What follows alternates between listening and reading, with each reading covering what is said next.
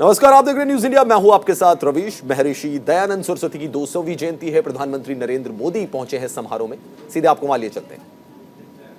और भविष्य के इतिहास को निर्मित करने का अवसर भी है।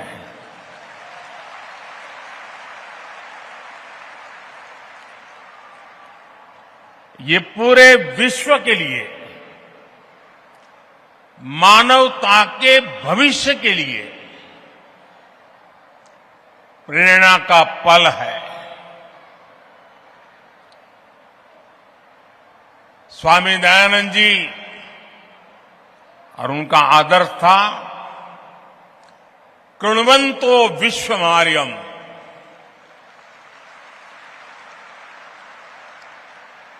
अर्थात हम पूरे विश्व को श्रेष्ठ बनाएं।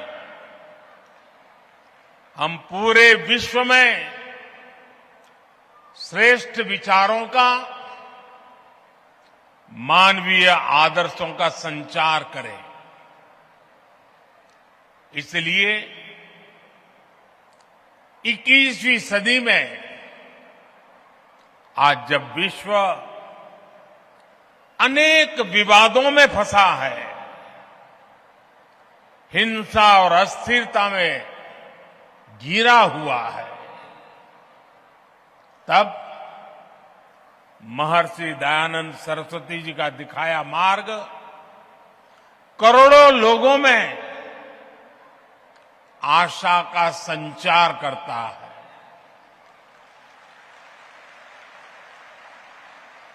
ऐसे महत्वपूर्ण दौर में आर्य समाज की तरफ से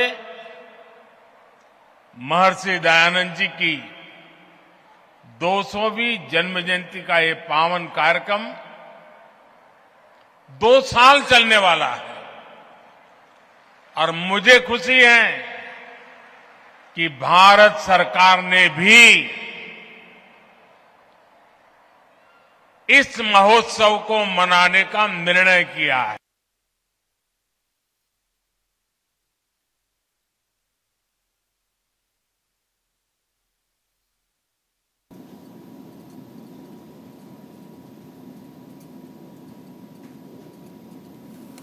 प्रधानमंत्री नरेंद्र मोदी यहां पर आपको पूजा अर्चना करते हुए नजर आ सकते हैं, यज्ञ करते हुए नजर आ सकते हैं। महर्षि दयानंद सरस्वती की 200वीं जयंती भाग्य मिला है।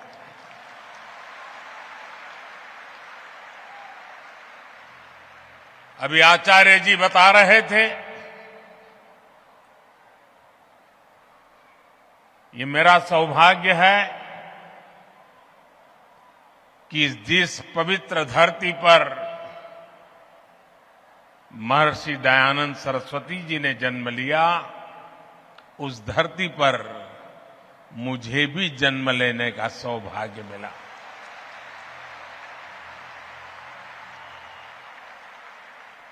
उस मिट्टी के से मिले संस्कार, उस मिट्टी से मिली प्रेरणा आज मुझे भी महर्षि दयानंद सरस्वती के आदर्शों के प्रति आकर्षित करती रहती है। मैं स्वामी दयानंद जी के चरणों में श्रद्धापूर्वक नमन करता हूं और आप सभी को हृदय से अनेक अनेक शुभकामनाएं देता हूं।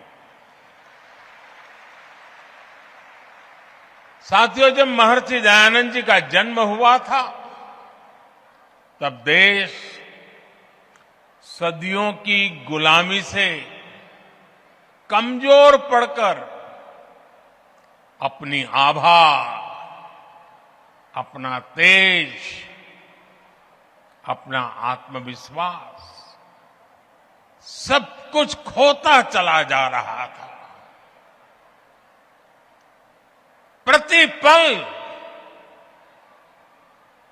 हमारे संस्कारों को, हमारे आदर्शों को, हमारे मूल्यों को चूर चूर करने की लाखों कोशिशें होती रहती थी। जब किसी समाज में गुलामी की हीन भावना गर कर जाती है तो आध्यात्म और आस्था की जगह आडंबर आना स्वाभाविक हो जाता है। मनुष्य के भी जीवन में देखते हैं, जो आत्मविश्वास हीन होता है वो आडंबर के भरोसे जीने की कोशिश करता है। ऐसी परिस्थिति में महर्षि दयानंद जी ने आगे आकर वेदों के बोध को समाज जीवन में पुनर्जीवित किया। उन्होंने समाज को दिशा दी, अपने तर्कों से ये सिद्ध किया और उन्होंने बार बार बताया कि खामी भारत के धर्म और परंपराओं में नहीं है, खामी है कि हम उनके वास्तविक स्वरूप को भूल गए हैं और विकृतियों से भर गए हैं। आप कल्पना करिए, एक ऐसे समय में जब हमारे ही वेदों के विदेशी भाषाओं को, विदेशी नैरेटिव को गढ़ने की कोशिश की जा रही थी, उन नकली व्याख्याओं के आधार पर हमें नीचा दिखाने की, हमारे इतिहास को, परंपरा को भ्रष्ट करने के अनेक विध प्रयास चलते थे। तब महर्षि दयानंद जी के ये प्रयास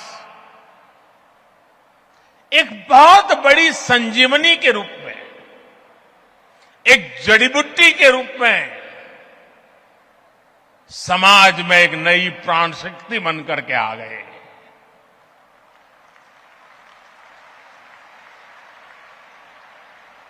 महर्षि जी ने सामाजिक भेदभाव, ऊंच नीच, छुआछूत ऐसी समाज में घर कर गई अनेक विकृतियां, अनेक बुराइयों के खिलाफ एक सशक्त अभियान चलाया।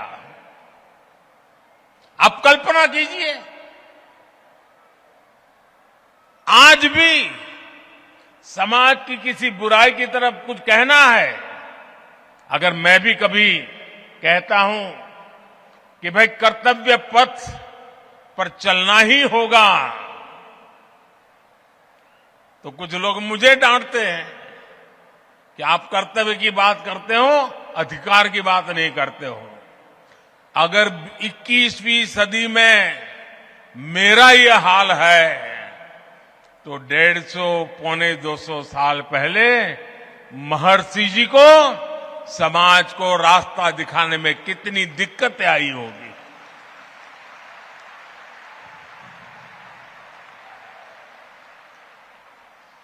जिन बुराइयों का ठिकरा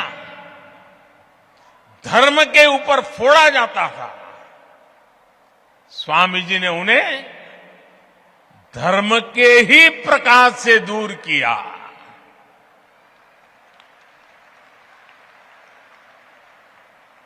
और महात्मा गांधी जी ने एक बहुत बड़ी बात बताई थी और बड़े गर्व के साथ बताई थी। महात्मा गांधी जी ने कहा था कि हमारे समाज को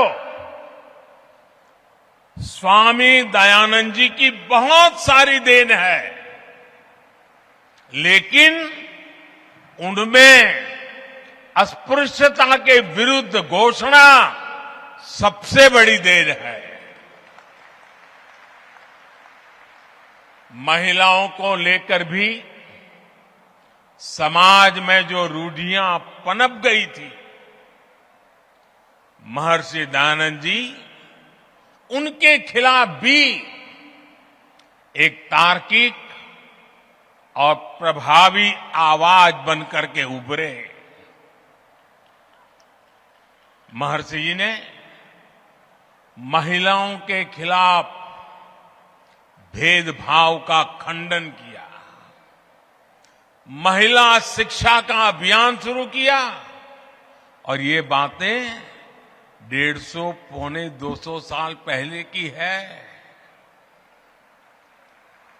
आज भी कई समाज ऐसे हैं जहां बेटियों को शिक्षा और सम्मान से वंचित रहने के लिए मजबूर करते हैं। स्वामी दयानंद जी ने ये बिगुल तब फूंका था जब पश्चिमी देशों में भी महिलाओं के लिए समान अधिकार दूर की बात थी। भाइयों और बहनों, उस कालखंड में स्वामी दयानंद सरस्वती जी का पदार्पण पूरे युग की चुनौतियों के सामने उनका उठ करके खड़े हो जाना यह असामान्य था। किसी भी रूप में वो सामान्य नहीं था। इसलिए राष्ट्र की यात्रा में उनकी जीवंत उपस्थिति,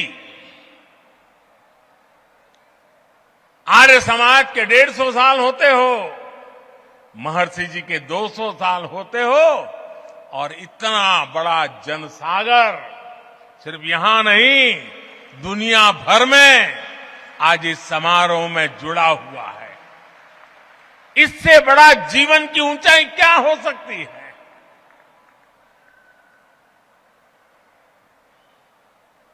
जीवन जिस प्रकार से दौड़ रहा है, मृत्यु के 10 साल के बाद भी जिंदा रहना असंभव होता है।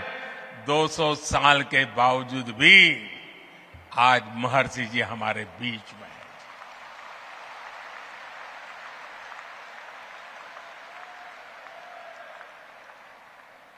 और इसीलिए आज जब भारत आजादी का अमृत काल मना रहा है, तो महर्षि दयानंद जी की 200वीं जन्म जयंती एक पुण्य प्रेरणा लेकर आई है। महर्षि जी ने जो मंत्र तप दिए थे, समाज के लिए जो सपने देखे थे, देश आज उन पर पूरे विश्वास के साथ आगे बढ़ रहा है। स्वामी जी ने तब आह्वान किया था, वेदों की ओर लौटे।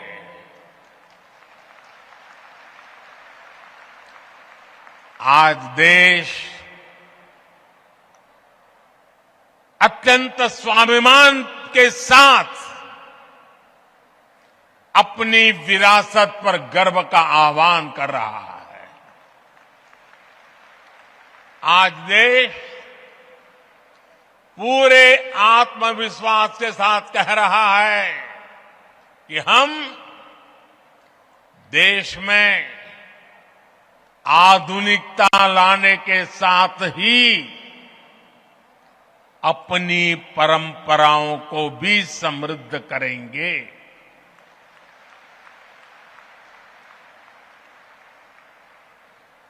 विरासत भी, विकास भी, इसी पटरी पर देश नई ऊंचाइयों के लिए दौड़ पड़ा है। साथियों, आमतौर पर दुनिया में जब धर्म की बात होती है तो उसका दायरा केवल पूजा पाठ, आस्था और उपासना, उसकी रीत रस्म, उसकी पद्धतियां, उसी तक सीमित माना जाता है। लेकिन भारत के संदर्भ में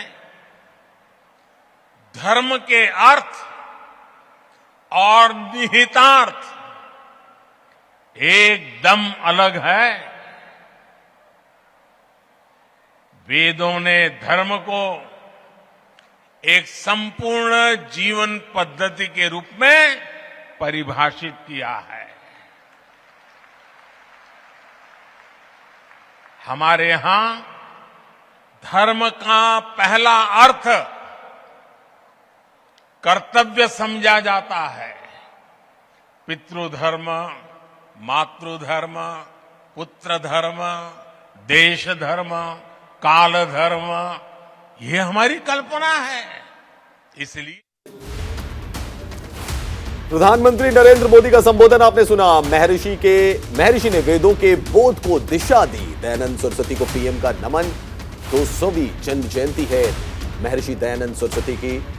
समारोह में पहुंचे प्रधानमंत्री नरेंद्र मोदी। उन्होंने वहां पे अपनी बातें रखी।